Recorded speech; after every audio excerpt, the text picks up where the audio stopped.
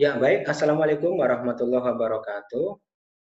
Senang berjumpa dengan Anda kembali di channel saya Fuad Mubarok.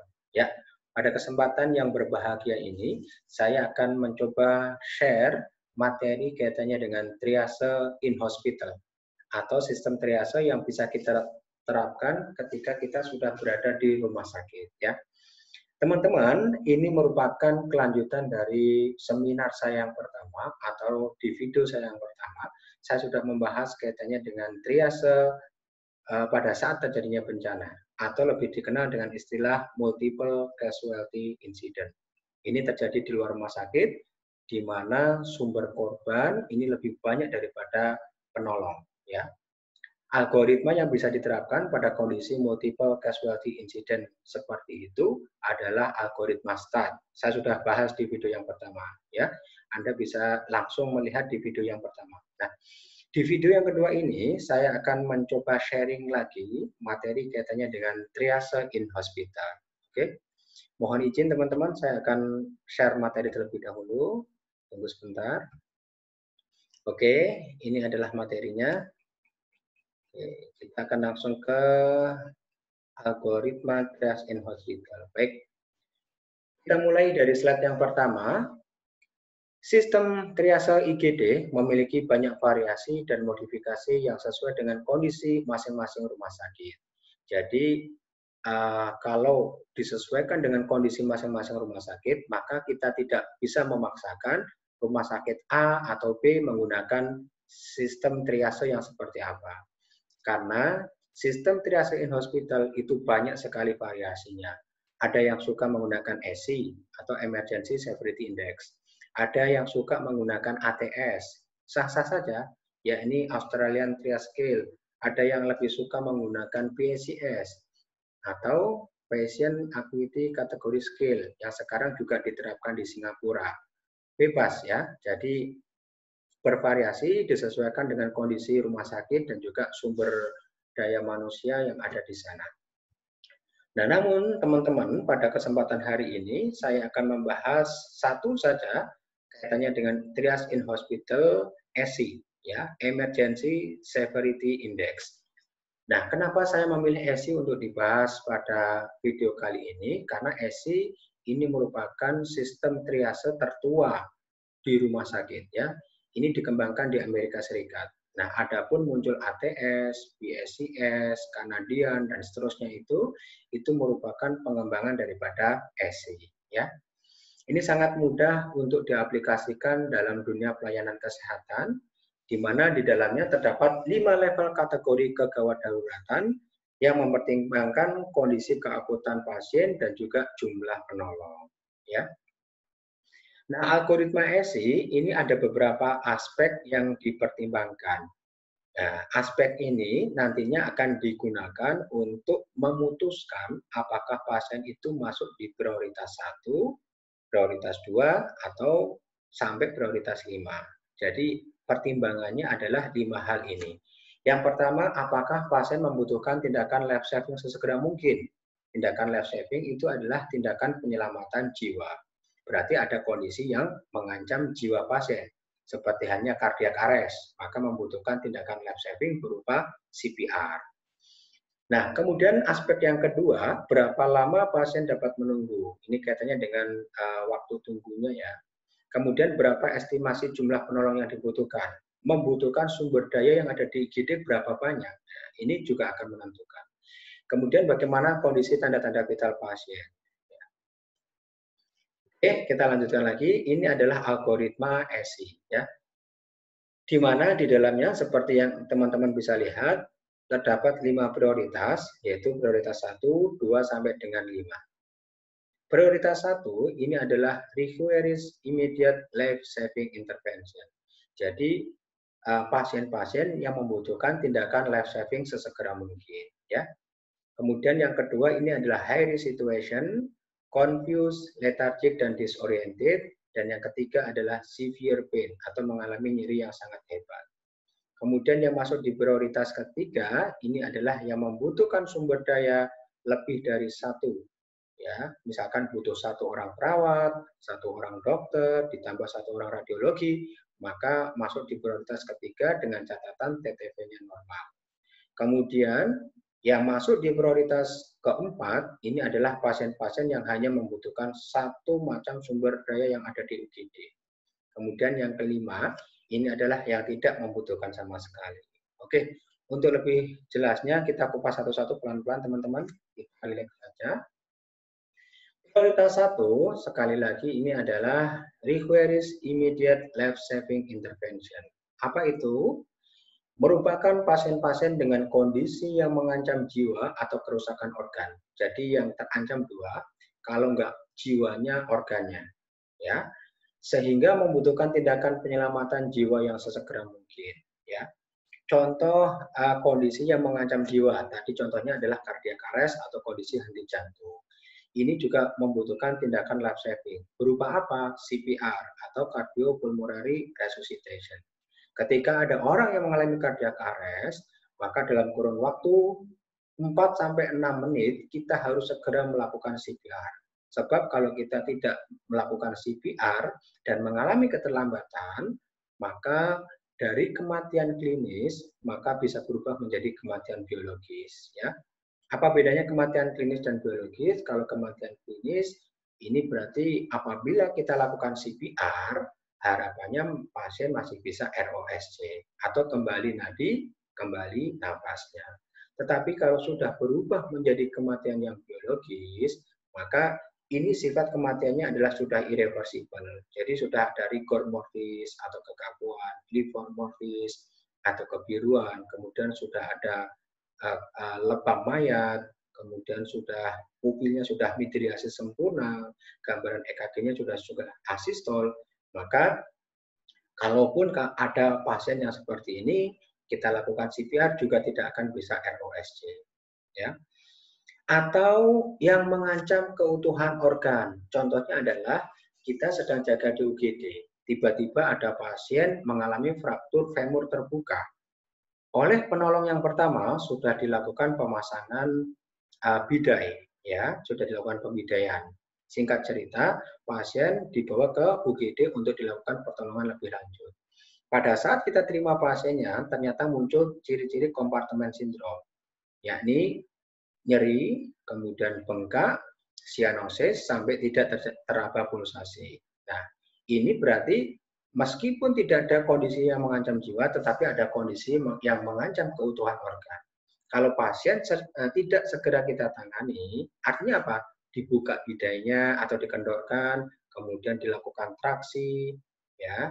Kemudian kita cek lagi PMS-nya, pulsasinya membaik apa tidak, motoriknya masih bisa gerak atau tidak, kemudian sensoriknya masih bisa merasakan tidak. Kalau sudah kita lakukan upaya itu dan tidak berhasil, maka kita perlu kolaborasi dengan dokter untuk tindakan fasiotomi. Sebab kalau ada orang fraktur kemudian mengalami kompartemen sindrom, tidak kita lakukan tindakan untuk mengembalikan PMS-nya, pulsasi motorik sensoriknya, maka bisa terjadi kematian organ dan itu bisa menyebabkan amputasi. Nah, ini tadi contoh kondisi yang masuk dalam kategori SI level 1, ada cardiac arrest, jelas ya. Kemudian ada respiratory arrest atau henti nafas, maka membutuhkan tindakan life saving berupa intubasi atau butuh ventilator. Kemudian distress pernafasan yang berat, RR-nya atau respiration rate-nya sudah lebih dari 30 kali per menit. Atau orang mengalami overdosis dengan frekuensi nafas 6 kali per menit atau telah mengalami agonal gasping.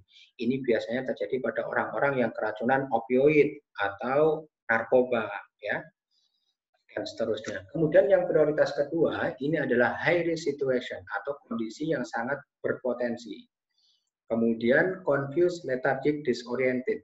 Satu kata untuk pasien yang seperti ini, yakni mengalami penurunan kesadaran. Kemudian severe pain atau mengalami nyeri yang sangat hebat. Jadi di prioritas 2 ini adalah kondisi yang berpotensi. Kalau tadi sudah aktual, yang ini adalah berpotensi mengancam jiwa atau organ dan membutuhkan pertolongan yang sifatnya segera dan tidak dapat ditunda. Ya. Parameternya adalah airway, breathing, sirkulasi, dan disability stabil dengan penurunan kesadaran tetapi tidak sampai koma. Artinya GCS-nya masih 8 sampai 12. Nah, ini kalaupun kita curiga telah terjadi cedera kepala, kalau GCS-nya masih di atas 8 ke atas, itu berarti kemungkinan cedera kepalanya juga antara ringan sampai dengan sedang. Tetapi kalau sudah berat, di mana GCS-nya sudah di bawah 8, maka tidak masuk prioritas 2, harus masuk di prioritas 1. Ya, sekali lagi prioritas 2 adalah high risk situation, kondisi yang sangat beresiko. Contohnya ada orang mengalami hipertensi. Tensi saat ini adalah 240 sistoliknya per 180 diastoliknya. Pada saat yang bersamaan, pasien mengeluh nyerinya kepala sangat berat. Jadi tensinya tinggi, kepalanya sangat nyeri. Ini juga high risk situation. Karena apa? Kalau kita biarkan, maka bisa berpotensi untuk pecahnya pembuluh darah sehingga menyebabkan shock hemorrhage. Atau confused, lethargic, dan disoriented, ada penurunan kesadaran. Tetapi GCS-nya masih di atas 8 ya. Atau mengalami severe pain, nyeri yang sangat hebat seperti halnya trauma amputasi. Atau ada orang yang mengalami terkena sayatan, entah itu terkena pisau atau terkena parang dan seterusnya, di mana ada saraf yang terpotong dan menyebabkan nyeri yang cukup hebat, maka dia juga masuk di prioritas yang kedua. Contoh kasusnya adalah serangan asma, kemudian abdomen akut, luka serangan listrik, dan seterusnya. Oke teman-teman, itulah tadi yang masuk di prioritas 1 dan prioritas 2. Lantas kita lanjutkan, siapa yang masuk di prioritas 3? Ya, ini ada keterangan ya, how many different resources are needed. Artinya, berapa banyak jumlah SDM ya perlu kolaborasi atau tidak dengan beberapa SDM lintas profesi di IGD. Kalau yang dibutuhkan ternyata banyak, artinya lebih dari 1, maka masuk di prioritas yang ketiga. Tapi ini ada keterangan tambahan teman-teman. Sebelum menetapkan pasien untuk SI tingkat 3, perawat perlu untuk mempertimbangkan tanda-tanda vital. Apakah tanda-tanda vitalnya masih dalam batasan normal atau tidak? Ya, kalau memang tanda-tanda vitalnya di luar kriteria normal, maka kita harus melakukan upgrade triase. Tidak cukup hanya dikelompokkan ke prioritas yang ketiga, kita harus memasukkan ke kelompok prioritas yang kedua. Nah, ini adalah parameter TTV yang perlu dipertimbangkan pada prioritas ketiga. Ya, ini ada heart rate, ada respiration rate, dan juga ada SpO2. Anda bisa lihat ya, ini ada keterangan kurang dari 3M, artinya kurang dari 3 bulan. Dikatakan tidak stabil TTV-nya jika dijumpai heart rate-nya lebih dari 180. Kemudian pernapasannya lebih dari 50 dan saturasinya di bawah 92. Ada lagi ini kelompok usia 3 bulan sampai 3 tahun. Dikatakan tidak stabil jika denyut jantungnya ini lebih dari 160 kali per menit, RR-nya lebih dari 40, saturasinya di bawah 92. Dan seterusnya sampai pada usia dewasa ya, yakni lebih dari 8 tahun. Dikatakan stabil, dikatakan tidak stabil jika heart rate-nya di atas 100, RR-nya di atas 20. Kemudian saturasi di bawah 92. Jadi teman-teman, kalau kita berpatok pada usia, kan ini relatif ya, ada banyak, ada kurang dari 3 bulan, 3 sampai 8 tahun, jadi bervariasi nilai normalnya. Itu cukup merepotkan kita. Lalu bagaimana solusinya? Ini ada parameter yang sama, yakni adalah pada tingkat saturasi. Nah, dari semua kalangan usia, dikatakan tidak stabil sama ketika saturasi di bawah 92. Jadi teman-teman nggak usah bingung-bingung, nggak usah mikirin HR, nggak usah mikirin RR, yang terpenting sebetulnya adalah saturasi. Saturasinya berapa? Kalau kurang dari 92 fix dari semua jenjang usia, maka dikatakan tidak stabil. Ya. Contoh prioritas ketiga adalah sepsis yang memerlukan pemeriksaan laboratorium, radiologi, dan juga ECG. Kemudian demam tifoid dengan komplikasi dan lain sebagainya. Kita ulas sedikit. Sepsis berarti ada pasien datang ke UGD dengan suhu yang sangat ekstrim atau sangat tinggi mengalami hipertermia. Nah, ketika ada orang seperti itu, maka butuh satu orang perawat untuk memasang infus. Nantinya siapa tahu akan dimasukkan obat, perlu dilakukan resusitasi cairan. Berarti butuh satu orang perawat. Kemudian butuh juga satu orang dokter untuk melakukan anamnesis secara lebih mendalam. Kemudian karena ini sepsis, maka butuh juga petugas laboratorium untuk mengambil sampel darah. Kita harus segera lihat leukositnya berapa, ya. Kemudian INR-nya berapa, ya. Perbandingan antara neutrofil dan limfositnya berapa, maka butuh daripada orang laboratorium. Kemudian butuh juga radiologi, siapa tahu sepsis yang terjadi ini merupakan hasil daripada infeksi yang terjadi di pernafasan, misalkan di area paru-paru, maka butuh seorang radiologis untuk melakukan ronsen torak. Dan juga ECG ini penting ya, apakah berdampak terhadap irama jantung. Jadi kalau membutuhkan sumber daya yang banyak, sekali lagi butuh satu orang perawat, satu orang dokter, satu orang laboran, radiolog, maka masuk di prioritas ketiga, tapi sebelumnya teman-teman harus cek TTP-nya, berapa saturasinya. Kalau saturasi di bawah 92, maka masuk ke prioritas 2. Tetapi kalau normal di atas 92, maka masuk di prioritas yang ketiga. Kemudian yang masuk di prioritas 4, ya ini merupakan pasien-pasien yang memerlukan satu macam sumber daya di IGD. Jadi kalau prioritas 3 tadi butuh banyak, kalau prioritas 1, prioritas 4 hanya membutuhkan satu macam sumber daya. Contohnya apa? Ya ini pasien BPH atau benigna prostat hipertrofi yang memerlukan kateter urin atau volnus laceratum, ya, luka robek kecil yang membutuhkan hacking sederhana. Nah ini bisa dikerjakan oleh satu orang perawat. Maka kalau Anda mendapati pasien seperti ini cukup masuk di prioritas yang keempat. Kemudian yang masuk di prioritas kelima, ini merupakan pasien-pasien yang tidak memerlukan sumber daya yang lain. Pasien ini hanya memerlukan pemeriksaan fisik dan anamnesis tanpa pemeriksaan penunjang. Kemudian pengobatan pada pasien dengan prioritas 5 umumnya adalah oral atau rawat luka yang sederhana. Contohnya common cold atau masuk angin. Kemudian ada akne atau jerawat ya. Ini hanya gangguan citra tubuh, eksoriasi dan lain-lain sebagainya. Jadi teman-teman itu tadi prioritas 1 sampai dengan prioritas 5 pada sistem triase rumah sakit yang menggunakan pendekatan ESI atau Emergency Severity Index. Sekali lagi kita ulas, prioritas 1 itu adalah yang membutuhkan tindakan life saving karena ada yang mengancam nyawa dan juga organ. Prioritas kedua itu adalah tadi kondisi yang sangat beresiko atau pasien mengalami penurunan kesadaran, tapi GCS masih di atas 8 ya. Kemudian mengalami nyeri yang cukup hebat. Ini masuk di prioritas kedua. Yang masuk di prioritas yang ketiga, yakni pasien-pasien yang membutuhkan sumber daya manusia yang ada di IGD lebih dari satu. Contohnya tadi orang sepsis membutuhkan satu orang dokter, satu orang perawat, radiolog, dan seterusnya. Tapi dengan catatan TTP-nya normal. Saturasinya masih di atas 92. Tetapi kalau saturasinya sudah di bawah 92, Anda harus memasukkan ke ESI prioritas kedua.